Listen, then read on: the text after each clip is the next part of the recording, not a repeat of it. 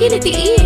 Tapos ako iyakapin, syempre tatalikod ako para di makita kung paano kiligin. Konting hampas, para ako ay di niya naman mahalata. Doon mo malalaman ko sa tao na iyong minamahal ay tunay ka nga ba na mahalaga.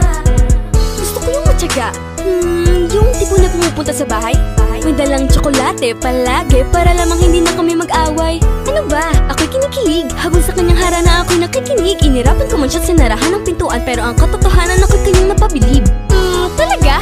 Ako gusto ko yung susunduin ako sa eskwela. May dalang flowers, tapos sa harap ng mga tao'y biglang gagawa ng eksena. Luluhod, hihingi ng sorry. Syempre ako naman ito si Pachusi. Magagalit-galitan at ang mga kiliti ko hindi ko ipapahuli-huli. Lagi na lang kitang inaaway, di mo man lang ba ako papansinin? Lahat na ginagawa para lang mapuna, pero nauuwi lamang ang lahat sa alitan. Alam mo naman na love kita, cute mo pag nagagalit ka. Di ka nga iahag kita, huwag ka nang magtatumpo. Isa lang naman ang nais ko, lambingin mo naman ako. Lambingin mo, lambingin mo, lambingin mo, lambingin mo naman ako.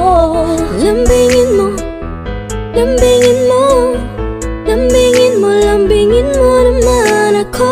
Pwede laging naka-selfie, tapos mo sa'kin always naka-ready. Naka-open na ang Bluetooth, sige pasa mo sa'kin ang picture kasama ang regalo mo na si Papi. Happy wifey ang tawagan namin. Kami naman ay Han at Honey. Kami naman ay Dad at Darling. Isarap niyang maglabing-labing laging pinapaubos ko sa kanya ang aking baon kapag meron natitira. Nagsusubuan sa harapan ng maraming tao, love ko siya kaya di nakakahiya.